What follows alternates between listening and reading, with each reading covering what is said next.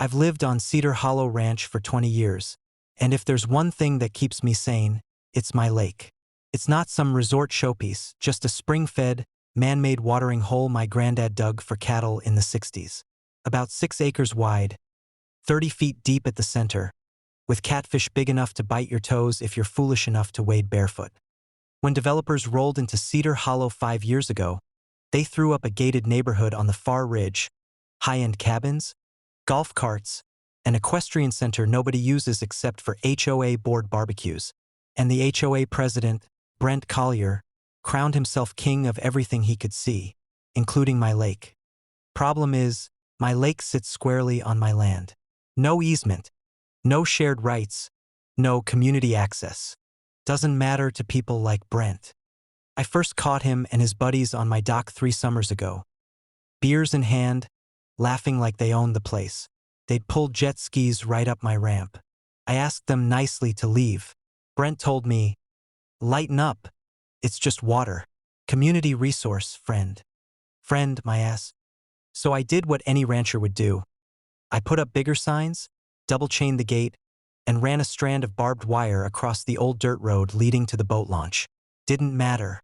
Every few months, I'd find fresh tire tracks, beer cans, and party debris drifting along the bank. Last month, I pulled up to the lake on a Saturday morning and found Brent's shiny pontoon bobbing in the middle, him, his wife, and half the HOA board floating around like it was Club Med. Loud music, margaritas, and not a shred of permission.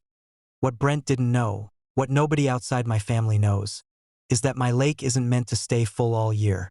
When the droughts hit, we drain it halfway to keep the spring healthy and the fish from overbreeding.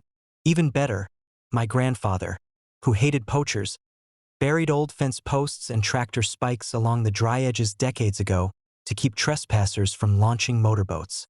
I'd left a polite warning the last time I caught them, but they thought I was bluffing. So I walked to the pump house, flipped the main valve, and settled into my truck with a thermos of coffee. Takes about an hour for the water to drop enough to expose the hidden barrier. I sat there and watched the HOA's floating happy hour turn into a floating panic. The pontoon motor snagged on a submerged fence post first, thump, then silence.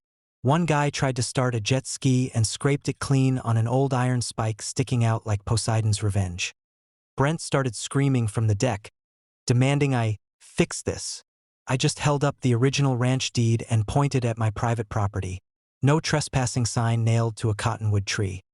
By the time the sheriff showed up, called by Brent's wife, they were all ankle-deep in muck, pushing the damaged pontoon toward the shallow launch with broken paddles. The deputy asked if I'd sabotaged the lake. I showed him the paperwork, the pump schedule, the grandfathered livestock water rights, the map with the marked hazard zone. Every single spike and fence post was legal, ancient, even part of the ranch's original anti-theft setup. The deputy made Brent apologize for trespassing. Then he made him sign a written statement that he'd never bring the HOA onto my lake again. Brent called it coercion. The deputy called it private property law. Funny thing is, a week later I found a letter in my mailbox.